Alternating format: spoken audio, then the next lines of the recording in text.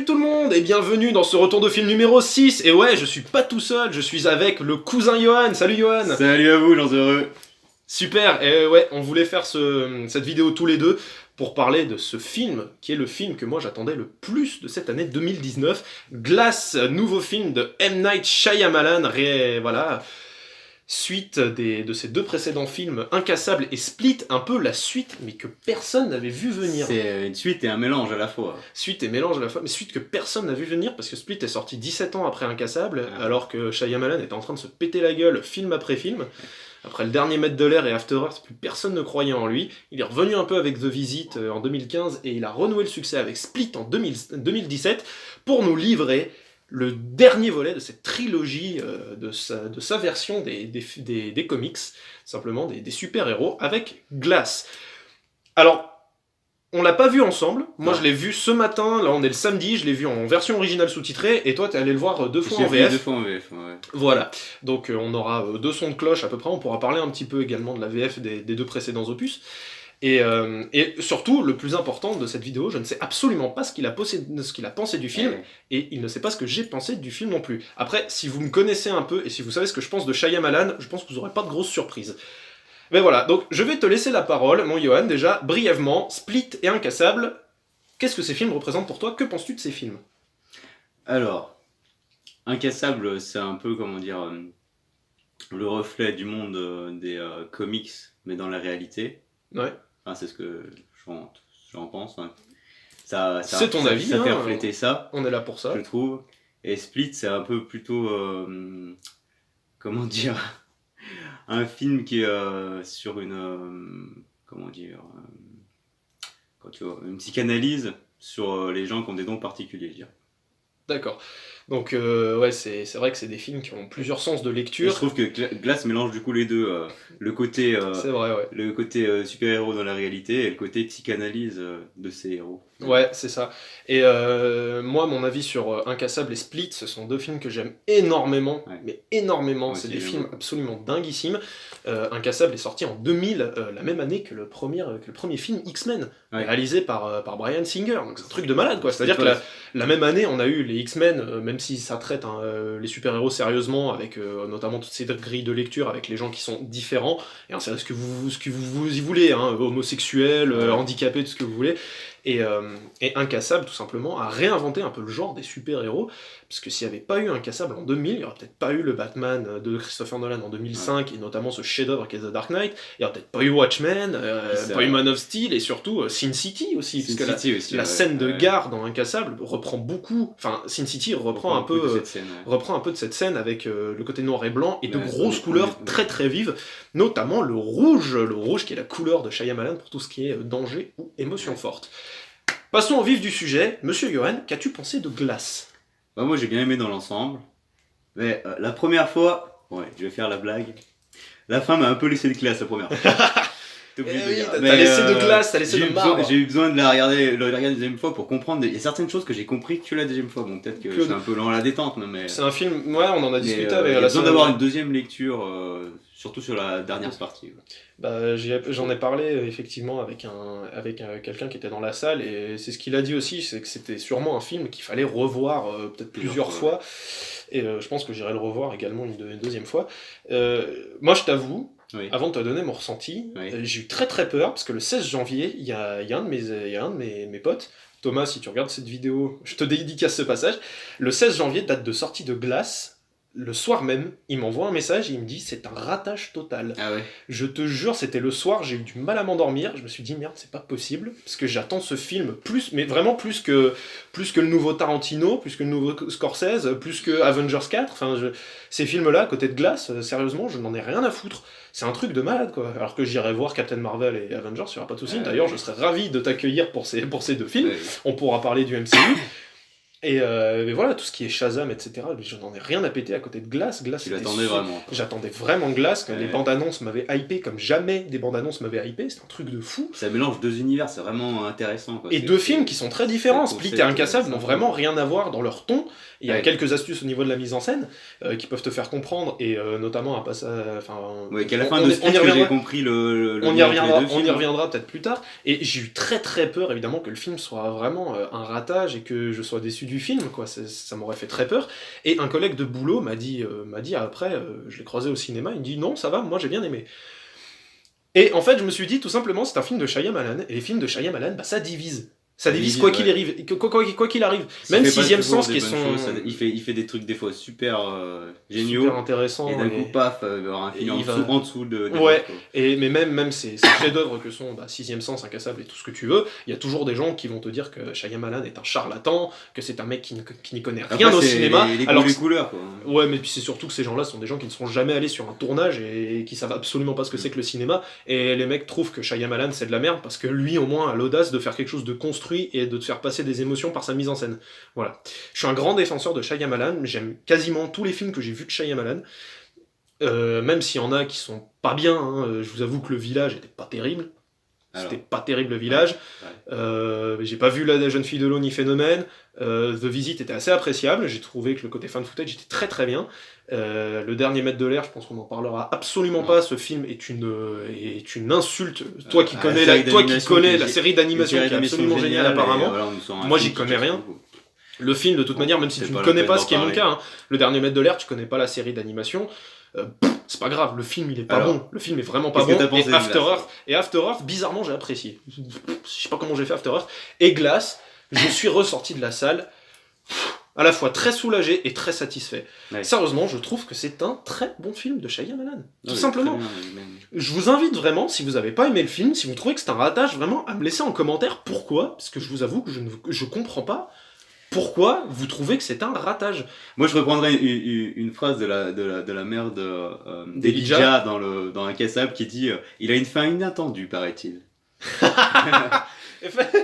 Oui, celui-là, il a une fin inattendue. En parlant d'un comics, mais là. En parlant d'un comics et du film aussi également, parce que le film Incassable en soi est quand même basé sur un retournement de situation assez dingue. Et là, pour moi, c'est pareil, il a une fin inattendue. Il a une fin qui est très inattendue et surtout, il a une fin qui est douce, amère. On va essayer pour l'instant de pas spoiler, on va se concentrer sur on va essayer de pas se concentrer sur les détails. Si je peux ressortir des points négatifs, je dirais effectivement que c'est le moins bon de cette trilogie. Je pense que c'est le moins bon film de cette trilogie. C'était un pari risqué de Shyamalan quand même de mixer ces deux univers, même si c'était ce qu'il avait en tête depuis Incassable. Hein. Mais après la sortie de Split, fallait vraiment... fallait oser quoi. Fallait oser tout simplement faire ça 17 ans après, quand quasiment plus personne ne croit en des films quoi. Donc c'était risqué, le film est risqué, et honnêtement, je pense que ceux qui n'ont pas aimé Glass sont peut-être des gens qui, comme moi, ont beaucoup regardé les bandes annonces et tout simplement ne s'attendaient pas à avoir un film qui est pesant et qui prend son temps. Parce que Glass, c'est ça. Si vous voyez les bandes annonces de Glass, vous pouvez vous dire que ça va péter dans tous les coins, qu'il va y avoir des combats de ouf. Et en fait, en sortant de la séance, je me suis dit tout simplement, les mecs, on est dans un film de M. Night Shyamalan. Regardez les films où il y a des scènes d'action. C'est le dernier maître de l'air. Il sait pas faire des films d'action. Des films d'action. Quand il y a de l'action dans ces films, l'action est pas bonne. Bah, disons que dans Split, il y a de l'action. Pas trop. Mais un petit peu, quoi. Mais... Pas trop. Il y a quelques moments avec la bête, oui, mais... Alors que on va essayer de pas trop spoiler non plus Incassable et Split. On y reviendra après. C'est plutôt pesant, c'est pesant, ça prend son temps, ça prend surtout le temps de développer les personnages. Et honnêtement, en voyant les bandes annonces, c'était ce qui me faisait extrêmement peur. La quantité de personnages de ce film... Parce que Glass reprend quasiment tous les personnages d'Incassable et de Split. Oui. Réellement. Le fils, qui est joué par Spencer Treat Clark, qui maintenant a plus de 25 ans. Joseph, qui revient dans le film. Il y a aussi la mère d'Elijah, Anya Taylor-Joy dans le rôle de Casey Cook. Casey Cook, je suis amoureux de cette fille. C'est un truc de fou, Anya Taylor-Joy. J'adore cette actrice. Elle joue vraiment bien et elle est super mignonne aussi, il faut dire ce qui est. Et en voyant la liste de tous ces acteurs, je me suis dit, mais comment ce mec va réussir à tous les caser dedans sans qu'il y en ait un qui est en retrait, qui soit en retrait. Je trouve quand même que Casey manque de scène. J'aurais aimé l'avoir, je vous avoue que j'aurais aimé l'avoir un peu plus souvent. Mais en ce qui concerne Joseph Dunn et son père David, du coup, là, je m'en fous, je balance les noms. Si vous avez pas vu les films, franchement, allez les voir, s'il vous plaît. Mais je trouve que c'est un pari risqué, mais très intéressant de faire revenir déjà les acteurs d'origine, et surtout ce qu'ils en ont fait. Surtout que Joseph, il doit avoir 10 ans dans le premier. Hein. Ouais, il a 9 ans, quelque chose 9 comme ans, ça. Là. Il est vraiment pas âgé du tout. Il a pris le même acteur. Donc il y a des gens qui vont dire qu'ils ont fait ça aussi dans Les Trois Frères, mais bon, c'est rigolo, c'est quand même rigolo, et je trouve que c'est une bonne idée de rappeler les acteurs qui ont quand même participé grandement à des films aussi ambitieux. Alors, ça fait déjà 10 minutes qu'on parle un peu de Shyamalan et de nos ressentis. Je pense qu'on peut lancer une section un peu spoilers. On va rentrer un peu plus dans les détails parce qu'on j'aurais du mal à parler. On aura du mal parce que c'est surtout, encore une fois, c'est le dernier volet d'une trilogie, quoi. C'est comme si vous parlez de The Dark Knight Rises, mais qu'en fait vous deviez absolument pas spoiler ce qui s'est passé avec le Joker, quoi. Avouez que ça vous ferait chier quand même de pas parler d'Heath Ledger, quoi. Donc là, c'est un peu pareil. Donc on va démarrer les spoilers au bout de 10 heures et demie. 10 minutes.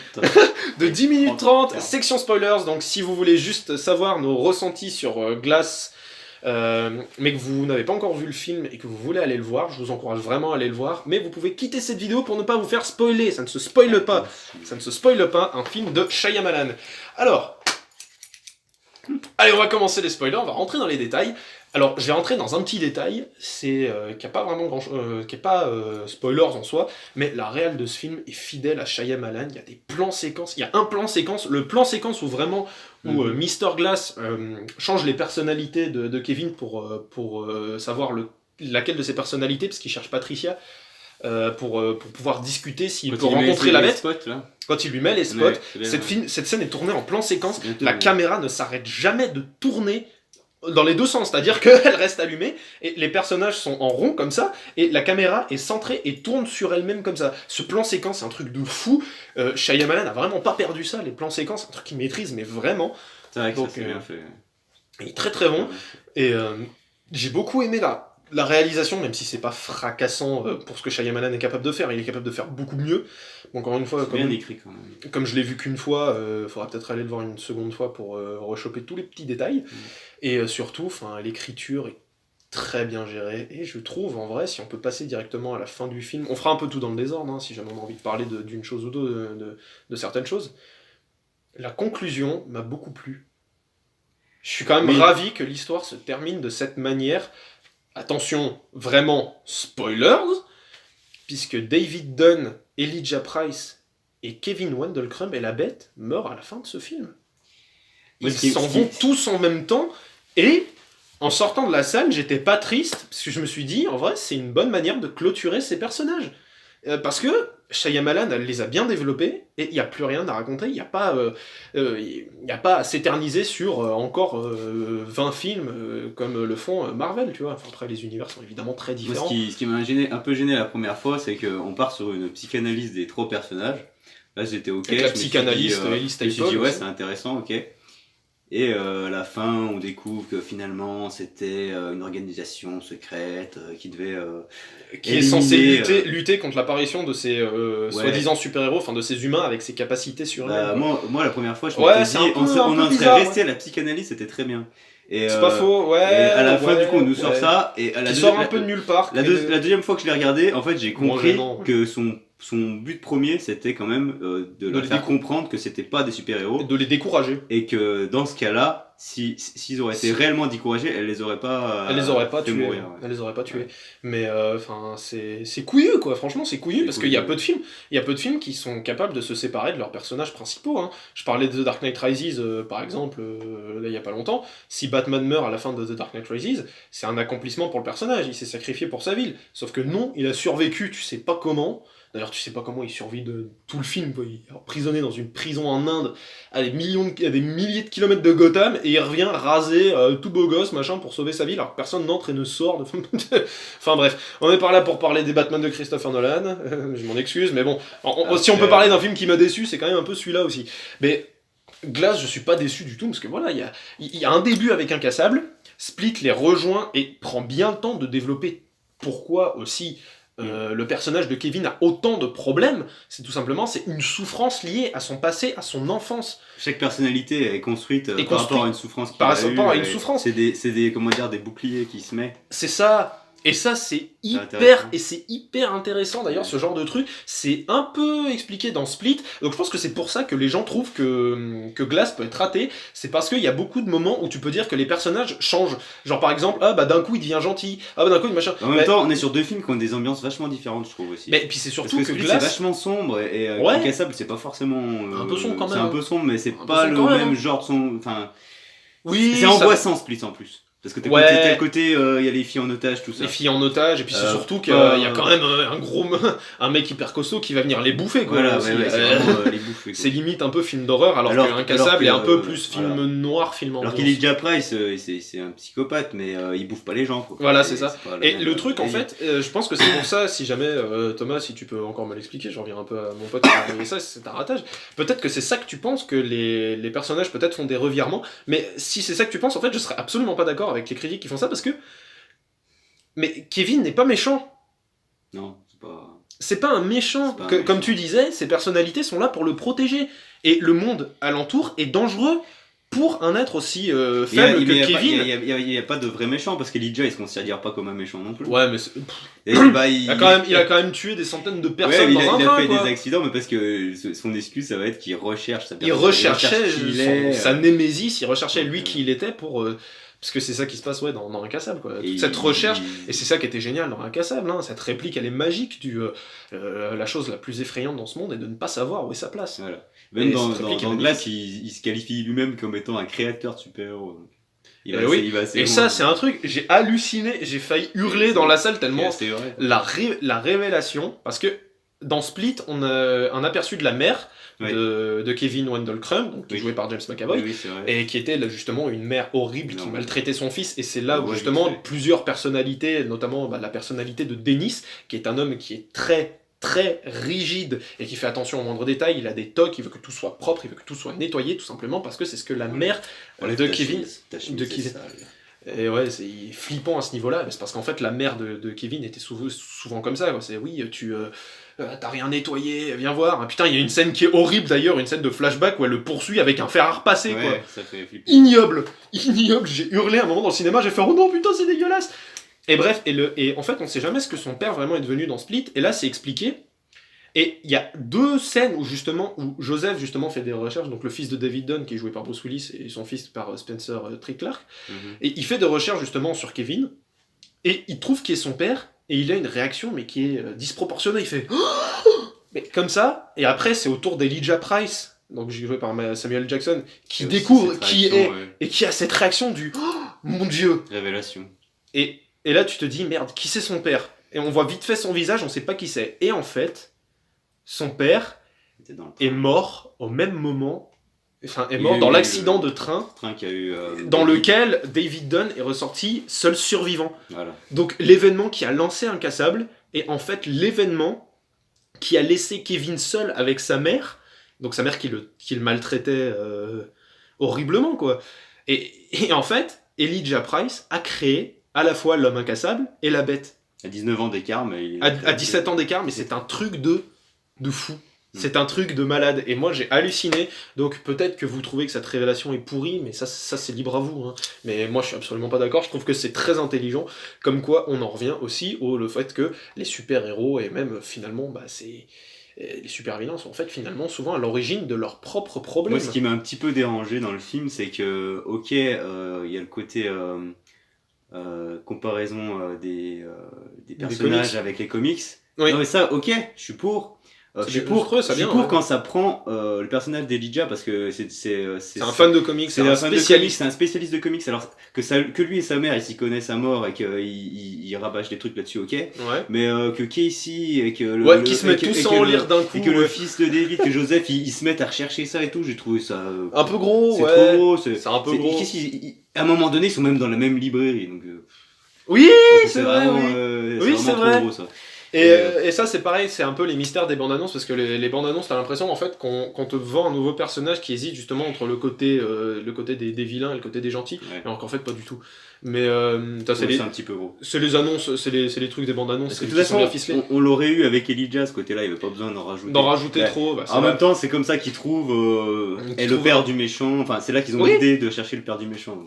Ça fait avancer l'histoire, forcément. Déjà, ça fait avancer l'histoire, et puis c'est surtout que ça permet un peu aussi de se projeter. Ouais, mais ça permet aussi aux personnages qui sont extérieurs et qui supportent un peu parce qu'en fait au début de Glass tout simplement Kevin Wendell Crumb, donc la bête, et David Dunn en fait se battent parce que la bête a capturé des jeunes filles. David vient les sauver Et en fait, ils sont entourés donc par la police et se font enfermer dans le même asile psychiatrique dans lequel est enfermé Elijah Price à la fin d'Incassable.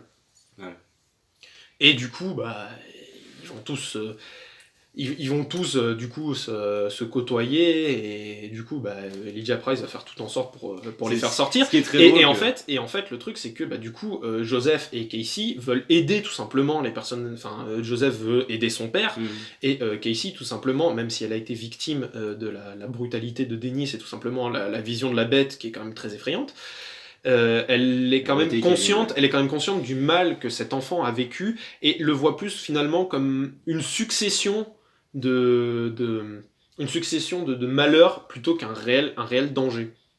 Elle le voit plus comme ça et c'est pour ça qu'elle a envie de l'aider. Donc pour moi ça me choque pas que ces personnages, tu vois, finalement se renseignent sur le point de vue d'Elijah voilà, parce que Casey, comme Kevin, elle a souffert en fait. Elle a souffert physiquement, mentalement. Ah, c'est horrible d'ailleurs ces passages c'est ce qui les rapproche tous les deux. Ouais, mais c'est bien ça justement. Elle dit qu'il est pur, c'est pour ça qu'il ne la tue pas.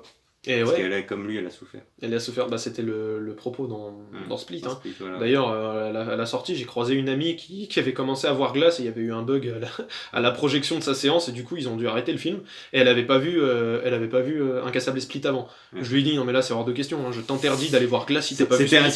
C'était un signe du destin. C'est ce qu'elle m'a dit, ouais. C'est ça, hein, c'est exactement ça. Et ouais, enfin franchement, si vous n'avez pas vu Incassable et Split, déjà pour votre culture, je vous conseille déjà de les regarder parce que c'est vraiment de très bons films qui ont un vrai point de vue et surtout ce qui concerne Incassable qui a vraiment révolutionné le cinéma des super-héros. Je ne rigole pas, s'il n'y a pas Incassable, il n'y a pas The Dark Knight qui est mon film de super-héros préféré et il n'y a pas Watchmen qui est mon autre film de super-héros préféré que toi tu n'as pas encore vu et t'as pas vu Watchmen, bah on va peut-être se le regarder ce soir et d'ailleurs si ça te dit on pourra peut-être se faire une petite session découverte justement pour savoir ce que tu auras pensé de Watchmen. Bon enfin bref. On parle pas de Watchmen, on parle de Glass. Très bon réalisateur tout ça. Moi le seul truc qui me fait rire c'est ses caméos. Mais il est fantastique. Mais non mais moi en vrai il est fantastique. Je les trouve trop longs. Enfin, oui mais il a des couilles. Moi qu'il est là, coucou je suis là, mais ouais, un caméo ça sert à rien de toute façon. C'est pas fait pour servir. Sauf si c'est dans un film de temps. Mais là ils apportent rien à l'histoire, mais il les fait traîner de ouf.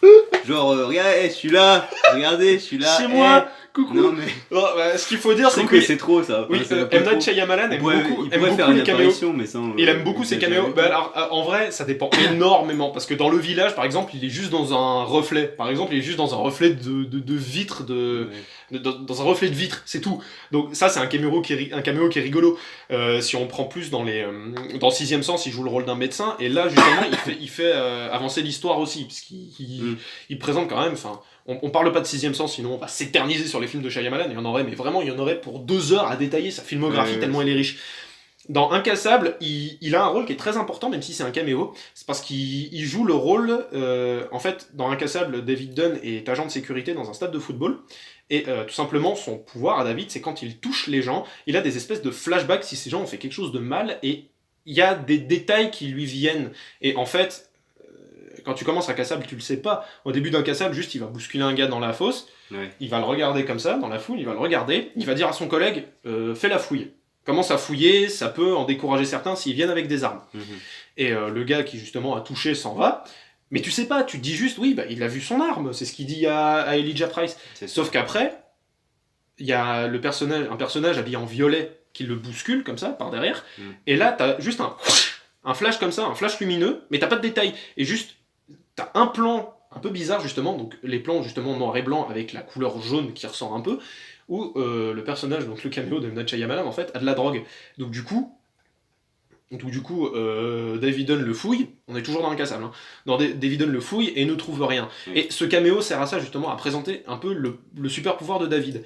Dans Split, il a le rôle d'une espèce de pas d'agent de sécurité, mais informaticien, mais de caméraman, en fait, de surveillance. Voilà, il est dans la surveillance parce que il est avec le docteur Fletcher, la psychiatre de Kevin.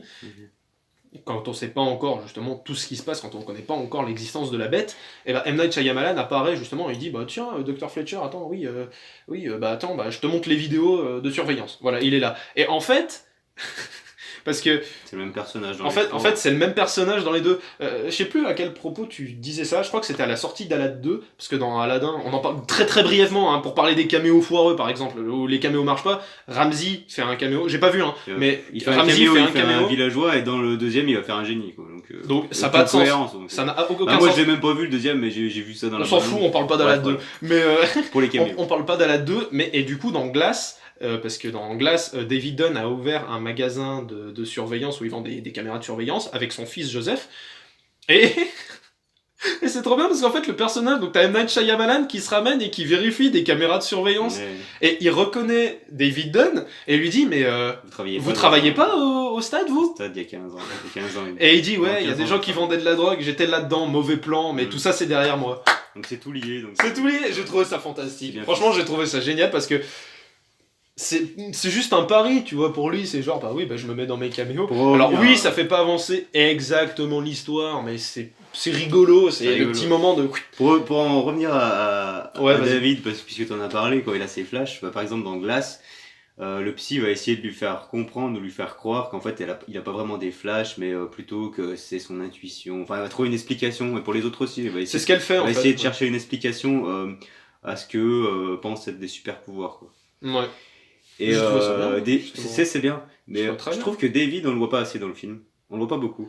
Et je trouve que même Mr. Glass, on le voit pas assez. En fait, et en plus, les premiers plans où tu le vois, il parle pas. Le film s'appelle Glass, mais le personnage qu'on voit le plus, c'est le personnage de Kevin. Bah justement, je voulais en venir avec toi de ce sujet-là, c'est parce que là, pour le coup, c'est lui qui est mentionné. Ça, c'est une entourloupe, mais c'est une mauvaise entourloupe de la part de Shyamalan. C'est parce que Incassable, le premier film, désigne tout simplement Bruce Willis, qui n'est jamais blessé, ses os ne peuvent pas être brisés, c'est comme ça qu'ils le décrivent. Split, qui veut dire divisé. Voilà. Bah, représente tout simplement l'esprit de Kevin qui est avec ses 24 personnalités, 24 avec la bête, quoi. Et d'ailleurs, du coup, Glass aurait dû désigner justement un développement entre guillemets plus profond de Samuel L. Jackson. Mais c'était foireux parce qu'il était vachement bien développé dans Glass. Hein. Il a été quand même Incassable. Il a quand même été développé sous le sens que c'est un putain de génie, quoi. Ah oui, c'est clair. Parce que génie du mal. Il feinte son monde. Déjà, au début du film, il feinte son monde parce qu'il fait style, il est tout. Et ouais, qu'il est sous sédatif. Ouais. Et même à la fin, vous verrez qu'il feinte encore son monde. Ouais, son plan finalement pour révéler l'existence des super-héros. Tout réussi et tout, et en fait, elle voit qu'elle s'est fait. Mais c'est quand même manipulé. En fait, Elijah Price, c'est quand même quelqu'un qui a réussi sa vie finalement. Il a réussi sa vie, mais c'est juste qu'il se voit quand même comme une erreur de la nature. Et c'est compréhensible, parce que c'est quelqu'un qui a souffert toute sa vie, et ils le disent, et ce mec a eu 94 fractures. Et d'ailleurs, quand tu vois ses plans, il n'y avait pas ça dans Incassable, tu vois, par exemple, mais après, en même temps, c'est un peu normal, parce que dans Incassable, il a 54 fractures, il en est à 54, je crois, quelque chose comme ça. Et là, il a 94 fractures. Et, enfin, ce qu'il a eu dans sa vie, quoi. Et il a... On met dans les escaliers à un moment. Ah putain, elle est affreuse cette scène en plus, avec sa canne en verre qui se brise. Il est splendide ce plan. Mais j'ai oublié ce que je voulais dire du coup. Merde.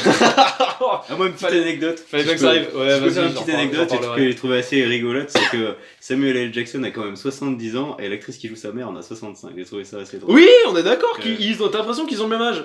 T'as l'impression qu'ils ont le même âge, c'est assez ignoble d'ailleurs, c'est un peu dégueulasse. Mais elle est quand même un peu vieillie pour faire élu rajeuni. Ouais, mais c'est pas très bien. Du coup, elle est. Après, Samuel L. Jackson. Quand elle est à côté d'Elijah enfant, ça marche, je trouve que ça marche bien.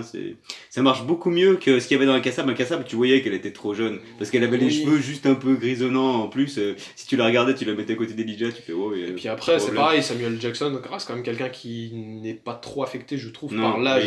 Il fait pas 70 ans, c'est sûr. Il vieillit quand même assez bien. Quoi. Mais ce que je voulais dire, c'est que tu vois la faiblesse, j'ai retrouvé ce que je voulais dire, tu vois la faiblesse d'Elijah Price, c'est-à-dire qu'il y a beaucoup de cicatrices sur ses multiples opérations, et il y a un passage où un des gardiens veut le faire souffrir, donc il a vécu une lampe torche qui est quand même assez costaud, et il lui dit, donc si je lâche ça sur tes toutes petites jambes en biscotte, eh ben tu te les brises, enfin ça te les brise. Effectivement, le plan des jambes d'Elijah Price, c'est vraiment, les jambes sont toutes petites, sont très très fines et très frêles, donc ça montre quand même sa faiblesse physique.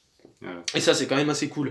Et j'ai une petite anecdote moi aussi, enfin je me dit que c'est dans Split, si vous voyez le générique de fin, et ben en fait, donc il y a le générique déroulant avec le nom des acteurs, et derrière il y a plein de petites cases en fait.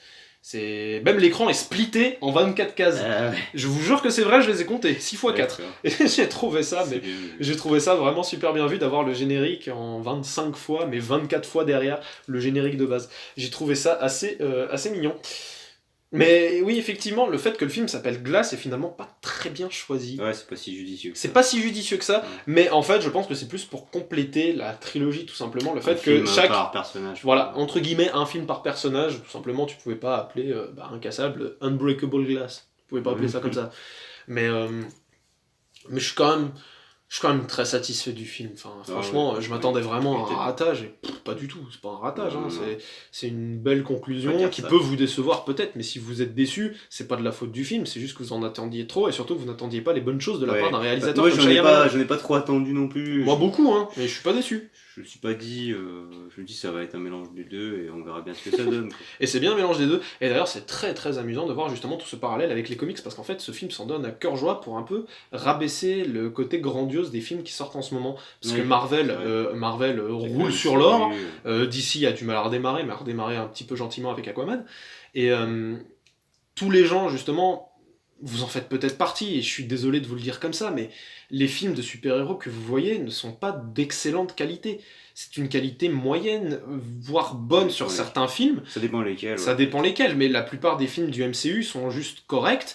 Et ce film parle de ça, justement, parce que le personnage d'Ellie Staple, de la psychiatre, jouée par Sarah Paulson... Oui, elle dit c'est pour vendre.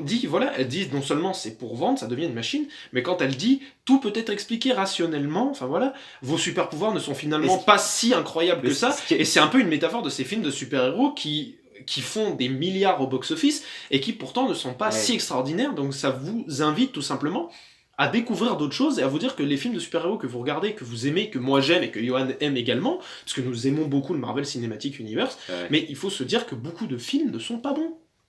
Voilà.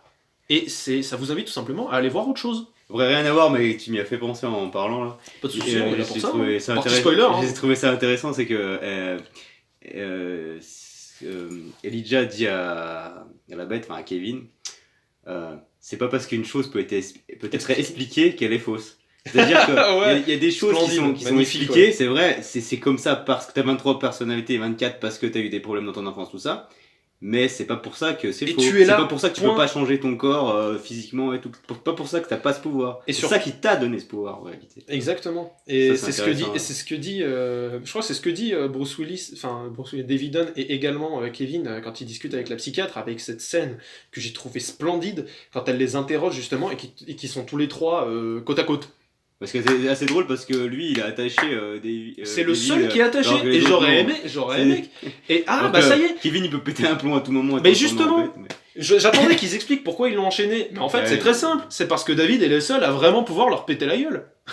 Vu qu'on revient à ce fait d'organisation secrète, David Dunn est le seul à vraiment pouvoir les anéantir. Et c'est-à-dire que si il y a un parallèle vraiment d'ailleurs dans la mise en scène avec quand t'as des 4 policiers qui viennent encercler David Dunn et la bête pendant qu'ils sont en train de se battre, et il les renvoie avec ce plan qu'il y a dans la bande-annonce quand David Dunn les fout comme ça dans la benne,